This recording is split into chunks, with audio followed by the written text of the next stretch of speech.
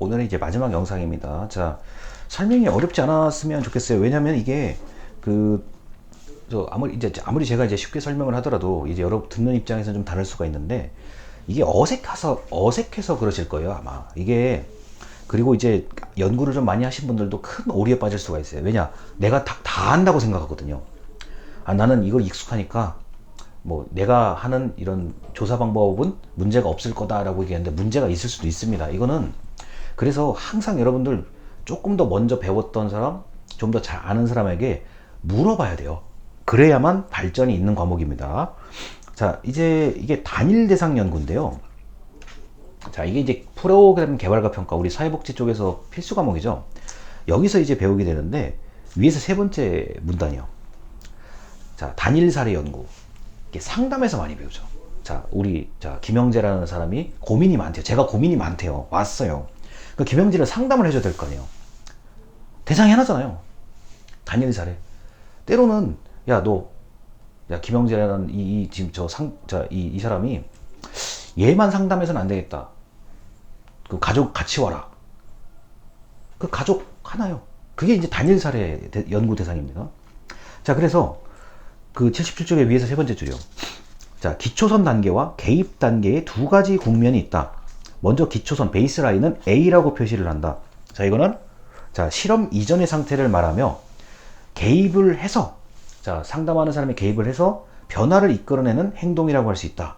자, 다음으로 개입 단계는 실험 시작, 이제 처치하는 단계로 B라고 표시하는 경우도 있는데 이게 이제 처치가 약간씩 다르면 C, D라고 연달아서 표시하는 경우가 있습니다. 그래서 이 지금 그 77쪽에서 가장 중요한 단어는 기초선이에요. 베이스라인을 어떻게 잡아야 될 것인가가 상당히 중요하고, 뭐 상담심리 수업을 들으시니까 아시겠지만 이게 이 사람을 그 어느 정도 수준에서부터 이걸 좀 끌어올려야 될지에 대한 거로 이해를 하셔도 돼요. 그래서 기초선은 한 번일 수도 있는데 기초선을 다시 측정할 수도 있고, 때에 따라서는 어떤 경우는 기초선을 잘못 측정해서 그냥 상담이 끝날 때까지 모르고 가는 경우들도 있죠. 자, 그래서 그 78쪽에 보면 A-B 설계, 그건 한 번 이제 개입하는 거고, A-B-A 설계, 뭐 A-B-A-B 설계, 뭐 이렇게 해가지고 기초선을 먼저 한 다음에 이제 개입하는 경우가 일반적이긴 하나, 개입을 먼저 하고 기초선을 측정하는 경우들도 있고, 이게 뭐 아주 다양하죠. 그리고 이 기초선에 관련된 얘기는 이건 사실 그 의학학 분야에서도 마찬가지예요. 언제 그러면은 약을 다르게 처방할 것인가? 물론 실험 대상자는 모르죠. 나름대로의 기초선. 자, 이 보통 의학 그 샘플로 이제 임상 실험 대상자가 되려면 사실 그 임상 실험보다도 그 전의 단계가 더 복잡하죠.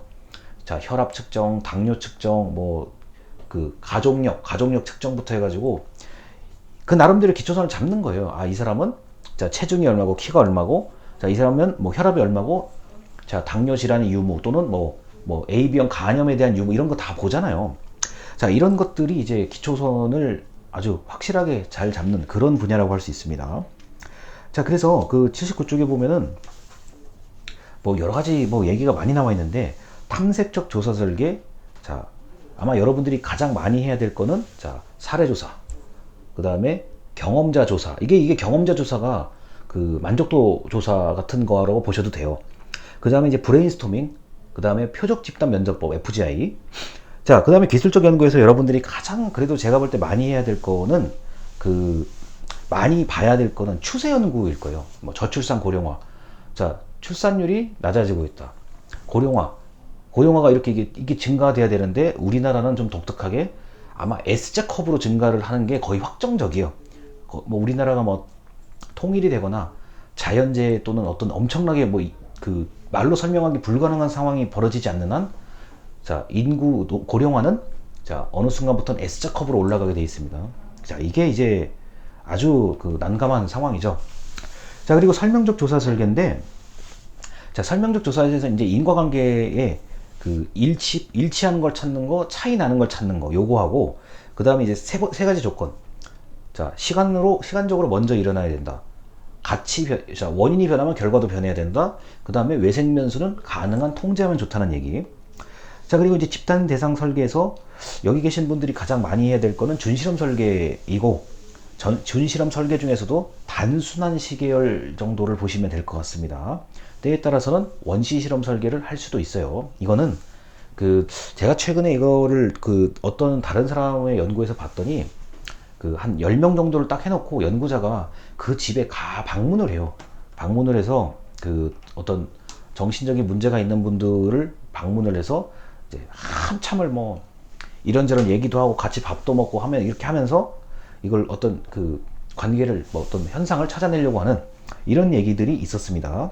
자, 그 다음에 이제 단일 사례 설계에서는 이제 기초선이나 베이스라인이라는 단어만 알아두시면 오늘 강의는 아주 뭐 깔끔하게 끝나지 않을까 싶어요. 자, 그런데 이제 하나가 더 남아 있죠. 80쪽에 이제 후광 효과라고 되어 있어요. 오류. 80쪽에는 여러분 오류라고 적어두세요. 오류. 이게 연구자가 실수하기 좋은 오류. 동그라미 2번 후광 효과. 자, 어떤 한 가지 부분이 좋아서 나머지 전체 부분도 좋아 보이는 것, 이걸 할로우 이펙트라고 얘기하기도 합니다. 후광 효과. 여러분 이거는 면접 볼 때도 마찬가지예요. 면접 지원자들이 왔는데 지원자의 어떤 특정한 부분만을 보고 전체를 판단하려고 하는 오류, 후광 효과입니다.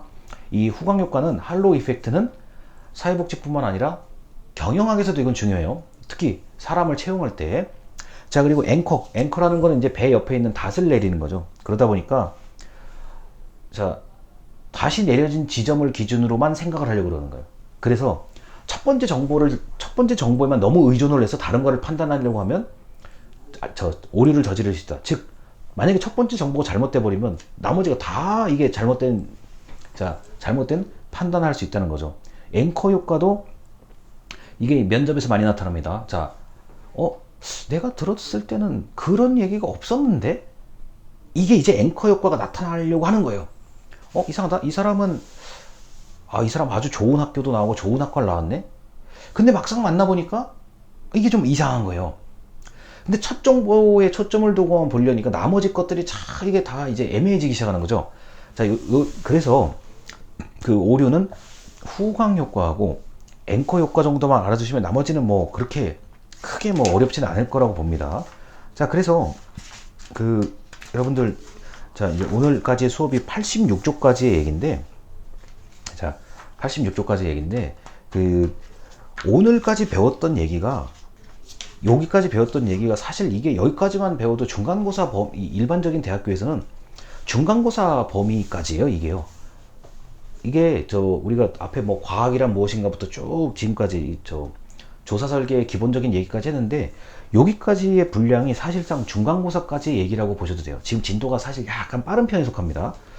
자, 그리고 이제 다음 주부터 뭐 너무나 뭐 뻔한 뭐 타당도와 신뢰도, 뭐 설문조사에 관련된 얘기들을 슬슬 할 건데, 이게 뭐 그렇게 뭐 어렵지 않아요. 오늘 이게 어려운 게 지금 한 절반 조금 더 지나갔나요. 오늘까지 설명한 게. 이 한 학기 수업에서 오늘까지 얘기한 게 한 60% 정도 어려운 건 다 넘어간 거예요.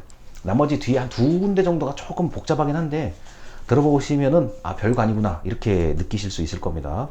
자, 만약에 뭐 추가로 필요한 설명이 있다 그러면은 영상 촬영을 뭐 더 해도 되는 거고요. 그 다음에 여러분들이 실제로 대면을 할 일이 있으면 그때 또 한번 자세히 말씀을 드리도록 하겠습니다.